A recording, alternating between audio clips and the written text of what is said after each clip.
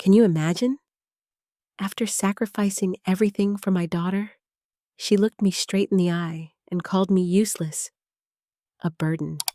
And then she kicked me out of the house. My heart shattered into pieces. But little did she know, I would turn that pain into a twist she would never, ever forget. I am a single mother. My entire life, I had only one purpose: to raise my daughter, to give her a future brighter than mine. I worked endlessly, overtime shifts that stretched until dawn, nights of eating instant noodles so I could save enough to pay her tuition, years of wearing the same worn-out clothes so she could have proper uniforms, shoes, books. I thought my love would be the unshakable bond that tied us forever.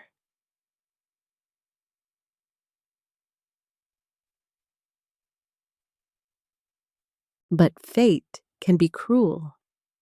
As my daughter grew older, she changed. She made new friends, built her career, started believing she was successful and independent. And one day, she looked at me with cold, unfamiliar eyes and said the words that nearly broke me in half. "Mom, you're useless. A burden. I can't keep living with you like this. You have to leave." I froze. I thought I misheard. But no, she repeated it, clear, sharp, without hesitation. Useless, burden. 2 words that cut through me like knives. A person can endure poverty. A person can endure exhaustion. But to be called a burden by your own child, the one you carried, raised, loved with your whole being, that is a wound no language can describe. I held onto my small suitcase and stepped out of the house I once called home. Rain poured down, cold. Every step felt like dragging chains behind me. I had always believed that the bond between mother and daughter was sacred, unbreakable. But that night, all I felt was emptiness. A mother abandoned. A woman dismissed. A heart shattered.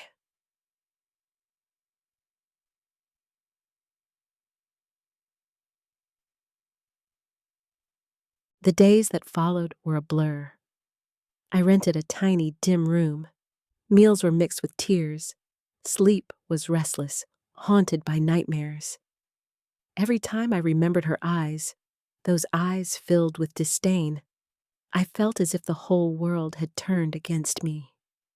I whispered to myself, "Am I really useless? Am I truly the burden she says I am?"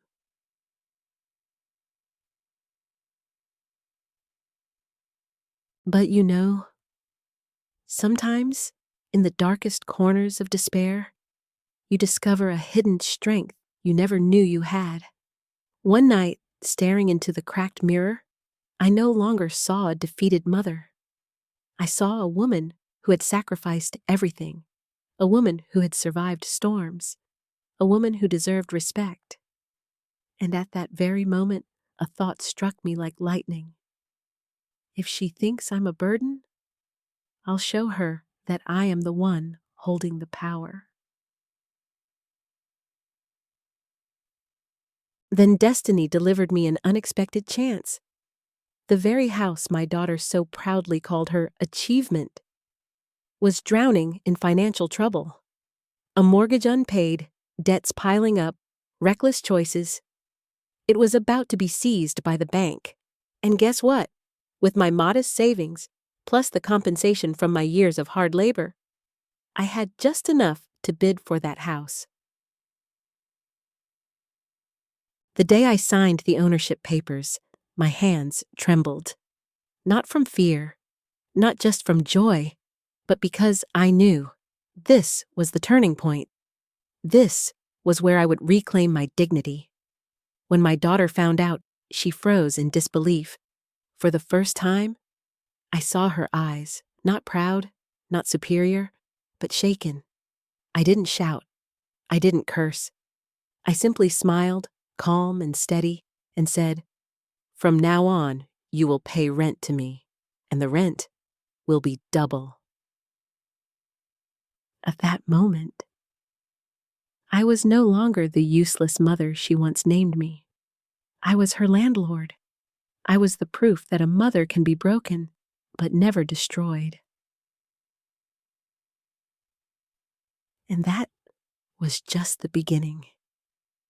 The story would go on, unraveling the heights of pain, the sweetness of revenge, and finally, the deeper truth of love, forgiveness, and the unstoppable strength of a mother's heart. The days turned into weeks. The weeks bled into months. I tried to live quietly in that tiny rented room, but silence has a way of screaming louder than words. Every corner reminded me of what I had lost: the smell of damp walls, the cold floor that made my bones ache at night, the loneliness that sat across from me at the dinner table, night after night.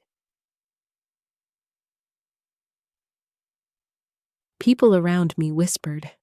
Some pitied me, some judged me, others simply avoided me, as if failure were contagious. And all the while, my daughter, she was thriving. Or at least, she wanted the world to believe she was thriving. She posted photos of dinners in fancy restaurants, selfies with friends, smiling, cocktails in hand. She captioned them with words like, "Independent woman, building my own life." But behind the glitter, I knew the truth.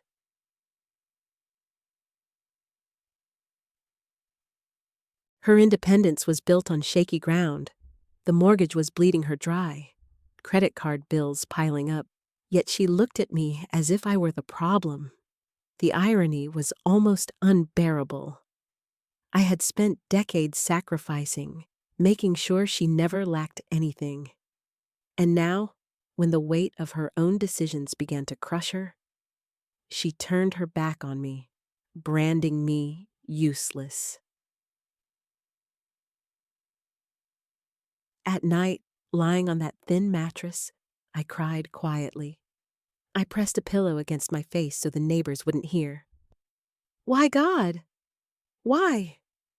Why would my own daughter reject me after everything I gave? But the heavens stayed silent. Sometimes silence teaches more than words. It forced me to listen, not to the world, but to myself.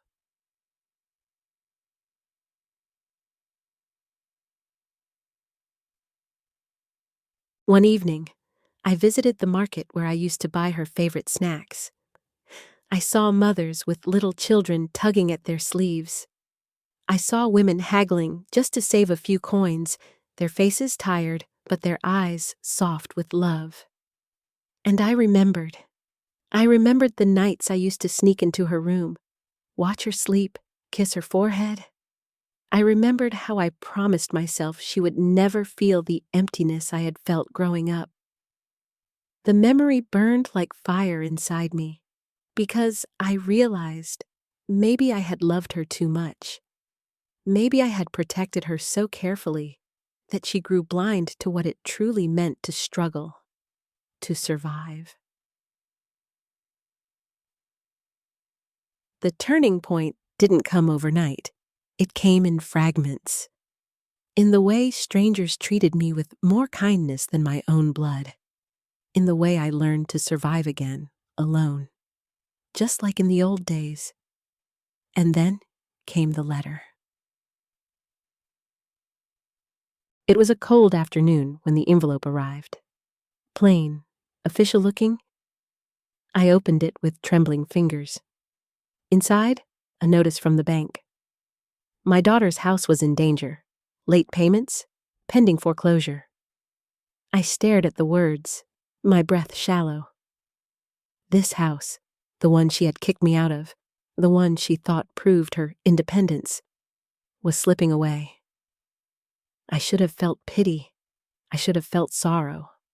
But instead, I felt something shift inside me.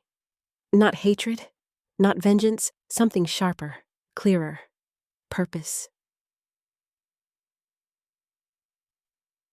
I began to dig. I learned about the auction process. I counted every coin of my savings, every sacrifice, every year of toil, every sleepless night. It had all brought me here. For once, destiny was on my side. I realized something almost poetic. The same house that had witnessed my humiliation could become the stage for my redemption.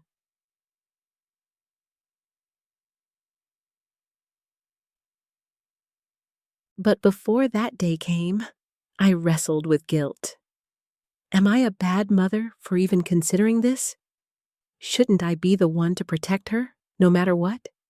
Isn't that what mothers do? But then, another voice rose inside me, firm, unshaken. No, protecting her doesn't mean letting her destroy you. Loving her doesn't mean letting her disrespect you. A mother's duty is not to be a doormat. It's to teach, even if the lesson hurts. And that became my anchor. Meanwhile, my daughter continued her charade. Lavish photos, forced laughter, bragging about things she couldn't afford. I knew the truth. She was drowning, but pride wouldn't let her admit it. There's something tragic about pride. It blinds you, it isolates you, and in the end, it destroys you faster than any enemy ever could. I saw her making the same mistakes I once warned her about. I saw her ignoring every piece of advice I ever gave. And when I remembered the way she spat those words, useless, burden, I realized something powerful. Her downfall wasn't my doing. It was her choice, her arrogance. And now, it was time for me to make mine.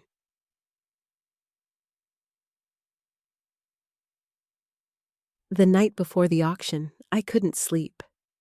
I walked circles around my tiny room. My heart raced, not just with fear, but with anticipation. It wasn't just about the house, it was about reclaiming my place in the story. For so long, I had been the victim, the abandoned mother, the broken heart. But tomorrow, I would no longer be that. Tomorrow, I would rewrite everything. And that is how the peak of pain transformed into the seed of power. Because sometimes, life has to break you into pieces before you can rebuild yourself into someone unshakable. The morning of the auction arrived. I dressed simply, an old blouse, black slacks, shoes that had seen better days. From the outside, I looked like any other aging woman in the crowd. But inside, I carried a storm.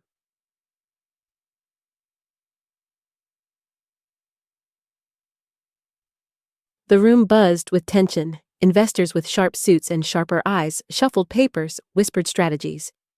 Everyone there smelled of ambition, greed, calculation. And then there was me, a mother who had been called useless, a mother who had been thrown out of this very house, a mother who now stood ready to reclaim her dignity. When the house came up on the list, my hands trembled, not from fear, but from the weight of the moment. The bidding began. Voices rose, numbers climbed. I waited, silent, patient, and then, when the moment was right, I raised my hand. The room turned, eyes scanning me. Who was this woman? What did she have to do with this house? They didn't know. They couldn't know. Only I knew. Every bid I made wasn't just money. It was years of sacrifice. It was sleepless nights. It was scars that no one could see. And when the final word echoed, sold, the gavel came down. The house, her house, was mine. My breath caught in my throat. tears blurred my vision. But they weren't tears of sorrow. They were tears of justice. I walked out of that room not just as a mother, but as a victor. Days later, the official documents arrived. Black ink on white paper. Cold, firm, undeniable. Ownership. Mine. I ran my fingers across the pages, as if touching proof that life had finally given me a voice again. And then came the moment I had both dreaded and longed for, facing her. My daughter, the same girl I once rocked to sleep, fed with trembling hands, carried when she was too tired to walk. The same girl who had looked at me and called me a burden. I stood at her door, knocked once, waited. When she opened, shock flooded her face. She froze. Her eyes darted to the papers in my hand. What are you doing here?" she stammered. I didn't shout. I didn't break down. I simply held the papers up. "This house," I said softly but firmly, "belongs to me now." Her lips parted, but no words came out. I stepped inside, my voice steady, measured. "From this day forward, you will pay rent to me, and the rent will be double."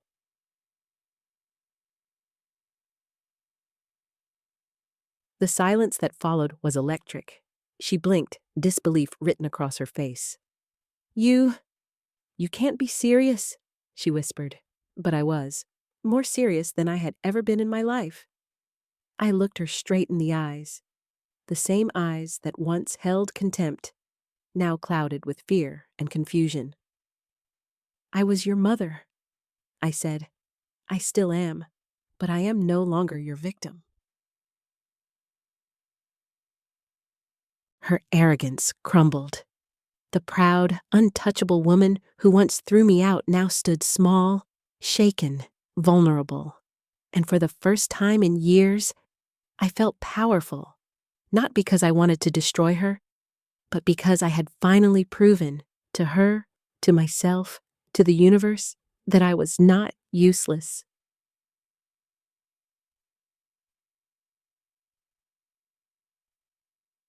In the weeks that followed, the shift was undeniable.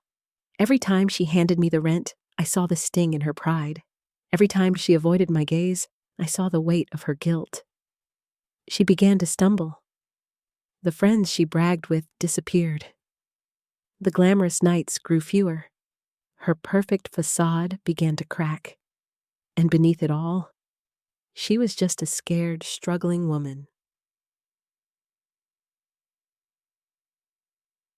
I didn't gloat. I didn't laugh. I didn't rub her face in it. Because deep down, revenge wasn't about seeing her suffer. It was about reclaiming myself. One evening, as she passed me the rent money with trembling hands, she whispered, "Mom, I never thought it would come to this." For a second, her voice was soft again, like the little girl who once held my hand crossing the street. For a second, I saw the child I raised, not the woman who had betrayed me. But I didn't answer. Not yet. Because this story wasn't finished. The lesson wasn't complete. And so, the turning point passed into something greater. The beginning of a new chapter, where the mother no longer bowed, no longer begged, no longer bled silently. This was the chapter of power, of dignity, of sweet, undeniable revenge. Revenge doesn't always come with fire and fury. Sometimes it comes with silence, with patience, with the quiet weight of truth pressing down day after day. And that is exactly what began to happen. My daughter, who once strutted around boasting of her independence, now lived in the shadow of her own pride. Every month, she had to come to me, her useless mother, and hand me the rent. Double the rent. It wasn't just money, it was humiliation. It was a reminder, carved into her soul, that the woman she had abandoned was now the one holding her future in her hands. At first, she resisted. She slammed the money down on the table, eyes blazing with defiance. "This doesn't mean anything," she spat. "I'll get back on my feet. I don't need you." But I didn't respond. I didn't argue. I simply took the money, folded it calmly, and walked away. Because silence, I learned, cuts deeper than words. Weeks passed. Her fire dimmed. The confidence faded. She started missing payments. Excuses piled up. "Work is slow this month." An unexpected expense came up, and with each excuse, I saw her pride crumbling brick by brick. Sights, I could have thrown her out. I could have taken the house back completely, but I didn't. Not yet. Because true revenge isn't about destroying someone instantly. It's about letting them taste, sip by sip, the bitterness of their own choices.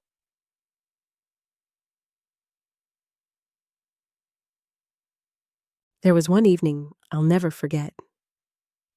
She came home late. Her makeup was smudged, her heels in her hand, tears streaking down her face. I was sitting quietly in the living room, sipping tea. She froze when she saw me. For a moment, she looked like a child again, caught after sneaking out past curfew. Then she whispered, barely audible, "Mom, I don't know what to do anymore."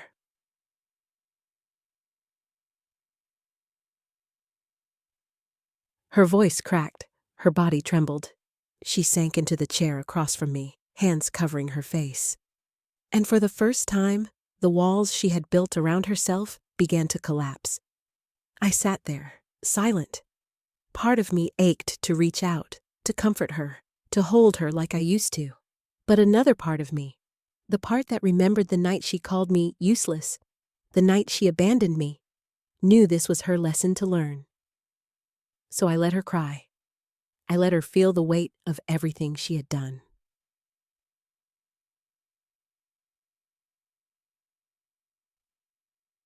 Over the next weeks, small changes began to appear. She no longer posted glamorous photos online. She stopped going out late, stopped throwing money at things she couldn't afford.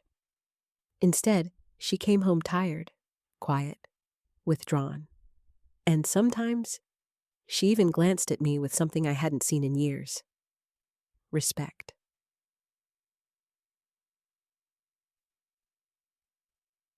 The sweetest revenge, I realized, wasn't just owning her house. It wasn't doubling her rent. It wasn't watching her pride crumble.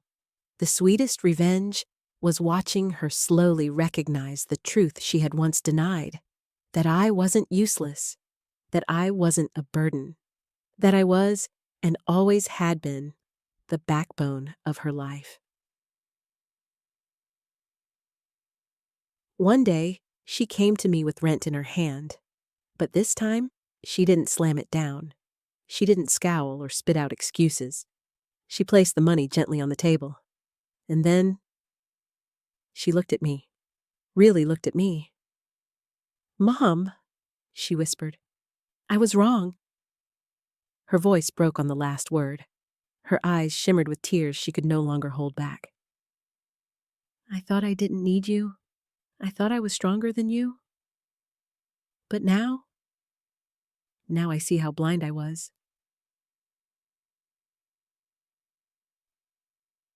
For a moment, I couldn't speak. My throat tightened, my chest heavy. This was the moment I had waited for.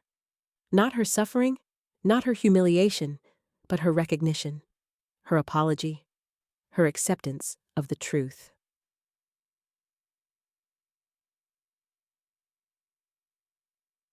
I nodded slowly, tears gathering in my own eyes. "I never wanted to be your enemy. I told her softly. I never wanted revenge.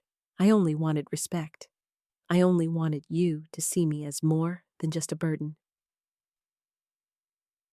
She broke down completely then. Her sobs filled the room, raw and unrestrained. And for the first time in so long, I opened my arms. She collapsed into them, clinging to me like she had as a little girl. And I held her. Not because she deserved it, but because I was her mother. Because deep down, no matter how broken, betrayed, or bruised the bond had become, a mother's love never truly dies. But make no mistake, the revenge had already been served. Not through anger, not through cruelty, but through justice, through balance, through the lesson life had forced her to learn. And in that lesson, I found my sweetest victory. The storm had passed. The revenge had been served. The balance had been restored. But the story wasn't over. Because revenge alone cannot heal a heart. It can only clear the ground so something new can grow. And now, it was time for growth. My daughter and I lived under the same roof again, but everything was different. The power had shifted. The walls had fallen. No longer was I the weak, discarded mother. I was the owner, the provider, the one in control. And strangely, that power gave me peace.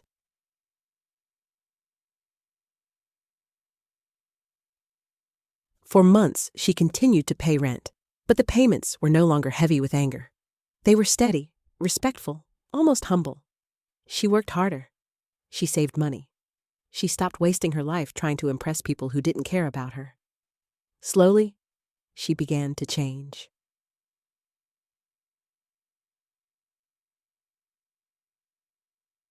One evening, she surprised me with dinner. Not takeout. Not something careless. She cooked. It wasn't perfect. Burned edges, too much salt. But when she placed the plate in front of me, her eyes shone with something I hadn't seen in years. Effort.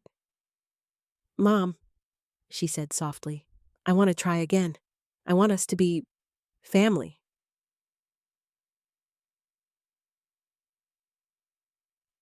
My heart ached at those words, because that was all I had ever wanted. Not riches, not power, not even an apology, just family. I reached across the table and took her hand. It was trembling, hesitant, but she didn't pull away. "We can," I whispered, "but only if we respect each other. Only if we never forget what happened."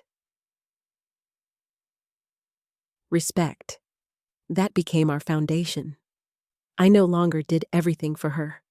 I no longer sacrificed until I bled. I no longer begged for scraps of love. Instead, I built boundaries. I demanded fairness. I demanded gratitude. And to my surprise, she gave it. Slowly, consistently, she gave it.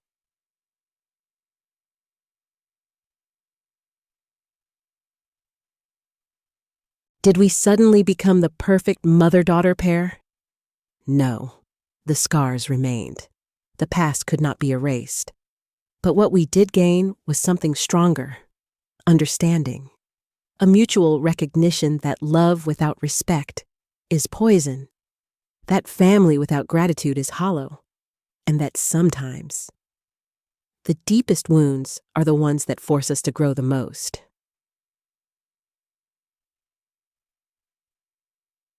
Looking back now, I realize something important. Being called useless hurt. Being abandoned cut me open. But those moments, as cruel as they were, pushed me toward a strength I never knew I had. Without them, I would never have fought for myself. Without them, I would never have stood tall. Without them, I would never have reclaimed my dignity.